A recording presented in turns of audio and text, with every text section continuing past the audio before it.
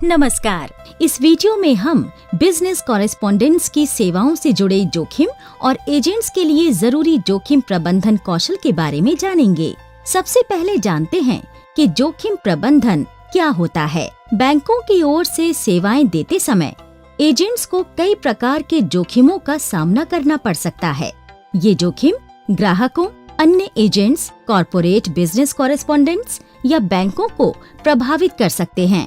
इसलिए एजेंट्स के लिए संभावित जोखिमों को समझना और उन्हें प्रबंधित करने का कौशल सीखना जरूरी है। जोखिम प्रबंधन एक प्रकार की प्रक्रिया होती है जिसमें जोखिमों को बदला, घटाया या टाला जा सकता है। एजेंट्स को कार्य संबंधी, तकनीकी, कानूनी, प्रतिष्ठा से जुड़े और अन्य जोखिमों का सामना करना पड़ सकता है। आइए इन सब पर चर्चा करके जानते हैं कि इन्हें कैसे कम किया जा सकता है। सबसे पहले जानते हैं कार्य संबंधी जोखिमों के बारे में। ये एजेंट्स द्वारा नियमित रूप से की जाने वाली गतिविधियों से जुड़े जोखिम होते हैं। जैसे पहला, एजेंट्स के पास अपने उत्पाद या सेवा के बारे में विस्तृत जानकारी का न होना। दूसरा, डेटा की एंट्री में गलतियां। तीसरा, ग्राहकों की संपत्ति या रिकॉर्ड्स का खोना। चौथा, नकदी का खराब प्रबंधन, जिसके चलते एजेंट के पास ग्राहक द्वारा निकालने के लिए पर्याप्त पैसे का न होना। पांचवा, अपर्याप्त फ्लोट, इलेक्ट्रॉनिक बैलेंस की वजह से बाधित नकद जमा करने की सेवा। छठा, एजेंट द्वारा नकदी की गलत गिनती करना। सातवां, एजेंट द्वारा ग्राहक की शिकायतों को समय पर हल न कर पाना या कॉर्पोरेट बिजनेस संवादकों या बैंकों तक न पहुंचना। आठवां, एजेंट्स द्वारा चोरी या धोखाधड़ी का सामना करना या परिवहन के समय नकदी चोरी का जोखिम। नौवां, व्यापार में अनिश्चितता, जिसकी वजह से एजेंट्स की कमाई कम और अस्थिर होना। कार्य संबंधी जोखिमों के पीछे कई वजहें हो सकती हैं, जैसे जानकारी की कमी, खराब ट्रेनिंग, जरूरी उपकरणों और सिस्टम का उपलब्ध न होना, तीसरे पक्ष द्वारा चोरी या धोखाधड़ी आदि। इससे एजेंट्स, कॉर्पोरेट बिजनेस कॉरेस्पॉन्डेंट्स या बैंकों को काफी नुकसान पहुंच सकता है। एजेंट्स के पास इन जोखिमों को समझने और उनसे बचने की जानकारी जरूरी है। अब जानते हैं कि कार्य संबंधी जोखिमों को कम कैसे किया जाए। पहला, एजेंट्स के पास अपने द्वारा दिए जाने वाले उत्पादों और सेवाओं की पूरी जानकारी होनी चाहिए। दूसरा, एजेंट्स को ग्राहकों से नकदी लेते समय या उन्हें देते समय सावधानी पूर्वक गिनती करनी चाहिए। अगर ज्यादा मात्रा में नकदी गिननी हो तो कैश काउंटिंग मशीन खरीदना एक बेहतर विकल्प है। उन्हें एक नकदी रजिस्टर भी बनाना चाहिए और उसे हर लेनदेन के बाद अपडेट करना चाहिए। तीसरा, एजेंट्स के पास नकली नोट पहचानने का कौशल होना चाहिए। आरबीआई और दूसरे विश्वसनीय स्रोतों द्वारा कई ऑनलाइन वीडियो उपलब्ध करवाए गए हैं जो नकली नोट पहचानने की प्रक्रिया समझाते हैं। चौथा, परिवहन के दौरान नकदी की चोरी या नुकसान को कैश इन ट्रांजिट और कैश इन सेफ जैसी सही बीमा योजना अपनाकर कम किया जा सकता है। कैश इन ट्रांजिट बीमा यानी वो बीमा जो नकदी को एक जगह से दूसरी जगह पर ले जाने के दौरान चोरी या डकैती के जोखिम के विरुद्ध कवर देता है। जैसे कि जब एजेंट नकदी को आउटलेट से बैंक में जमा करने ले जा रहा हो। और कैश इन सेफ बीमा यानी वो बीमा जो व्यावसायिक परिसर या एजेंट आउटलेट की तिजोरी में सुरक्षित रखे पैसे के चोरी होने या खोने की स्थिति को कवर करता है। पांचवा, एजेंट सजग रहें और सुनिश्चित करें कि वो पैसा सही व्यक्ति को और सही खाते में भेज रहे हैं। छठा, डेटा प्रबंधन में सही ट्रेनिंग, लिक्विडिटी यानी नकदी और इलेक्ट्रॉनिक बैलेंस या फ्लोट का प्रबंधन और जोखिम की वजह बनने वाले अन्य कार्य संबंधी पहलुओं की सही ट्रेनिंग से जोखिम को कम किया जा सकता है। अब जानते हैं लिक्विडिटी यानी नकदी और इलेक्ट्रॉनिक बैलेंस के प्रबंधन के तरीके।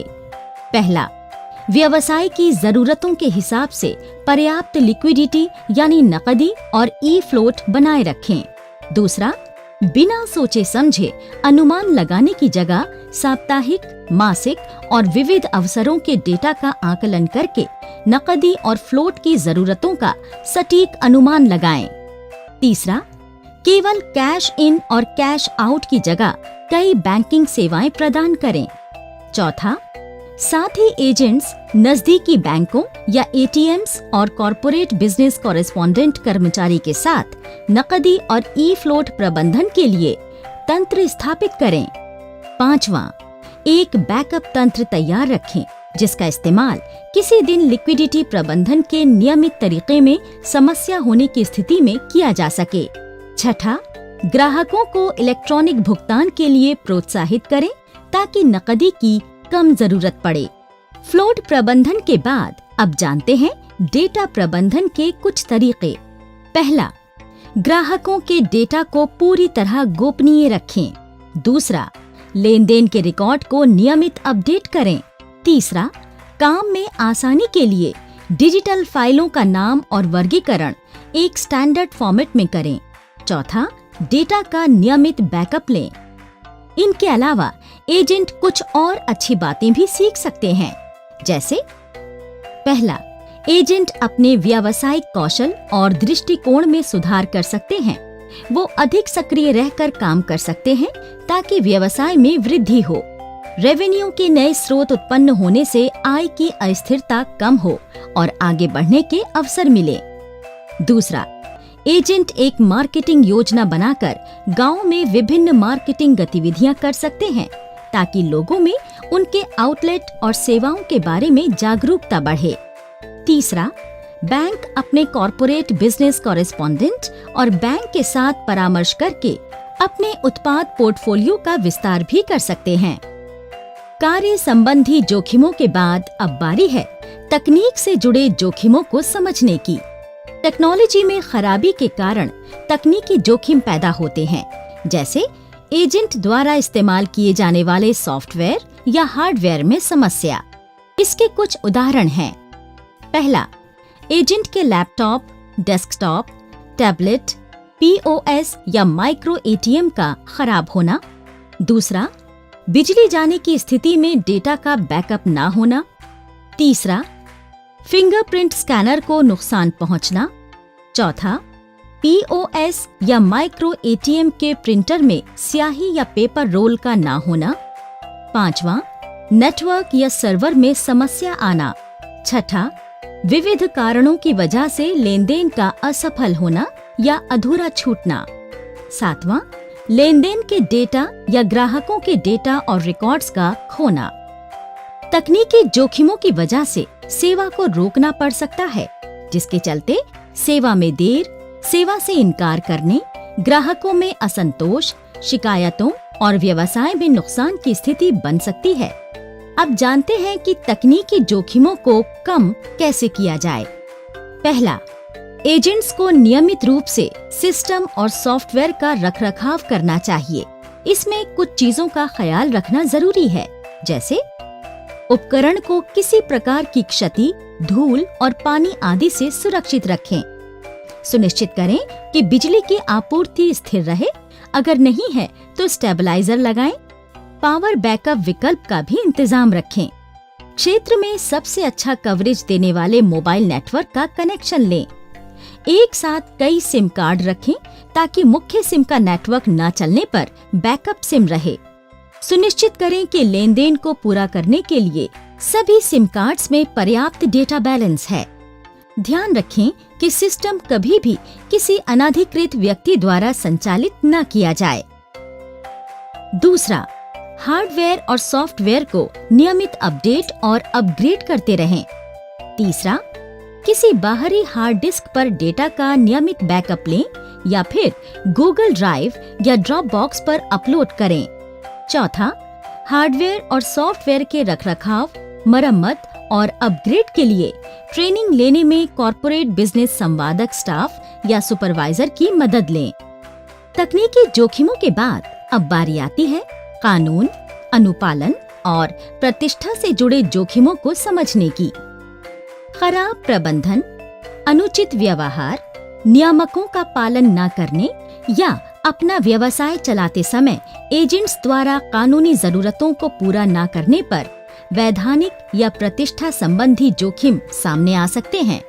इनके उदाहरण हैं: पहला, एजेंट द्वारा ग्राहकों से अनधिकृत शुल्क लेना। दूसरा, ग्राहकों को अपमानजनक सेवा देना, जैसे ग्राहक से बैंकिंग सेवाएं प्राप्त करने के लिए कोई निश्चित उत्पाद या सेवा खरीदने को कहना, या बैंकों की ओर से एजेंट्स की भूमिका के बारे में गलतफहमी पैदा किया जाना आदि। तीसरा, ग्राहकों, बैंक के स्टाफ या अधिकारी, कॉर्पोरेट बिजनेस कॉरेस्पॉन्डेंट कर्मचारी या और किसी के साथ दुर्व्यवहार या अपमानजनक बर्ताव करना। चौथा, एजेंट का किसी धोखाधड़ी की गतिविधि या चोरी में शामिल होना। पांचवा, मनी लॉन्ड्रिंग या आतंकवाद को वित्तीय समर्थन देने वाली किसी भी प्रकार की गतिविधि की जानकारी या उसमें भागीदारी होना। एंटी मनी लॉन्ड्रिंग यानी AML और combating the financing of terrorism यानी CFT के दिशा निर्देशों के अनुसार। छठा, कॉर्पोरेट बिजनेस कॉरेस्पॉन्डेंट या बैंक द्वारा अपर्याप्त या देर से भुगतान या कमीशन देने का जोखिम। अब जानते हैं कि इन जोखिमों को कम कैसे किया जा सकता है। पहला, नियामकों के पालन और वैधानिक आवश्यकताओं पर नियमित अपडेट करके। दूसरा, एजेंट सुनिश्चित करें कि उन्हें KYC, AML, CFT और अन्य जरूरी नियामकों की पूरी समझ और जानकारी हो। तीसरा, एजेंट किसी प्रकार की धोखाधड़ी की गतिविधियों में शामिल न हो, साथ ही एंटी मनी लॉन्ड्रिंग और आतंकवाद के वित्त पोषण का मुकाबला करने के लिए RBI के दिशा निर्देशों के अनुसार काम करें। किसी भी प्रकार की अनियमितता, जोखिम की घटना या असामान्य स्थिति के सामने आने पर एजेंट तुरंत अपने bank manager, corporate business correspondent supervisor और एजेंट हेल्पलाइन को सूचना दें।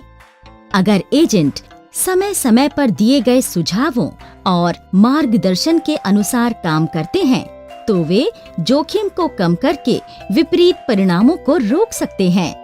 धन्यवाद।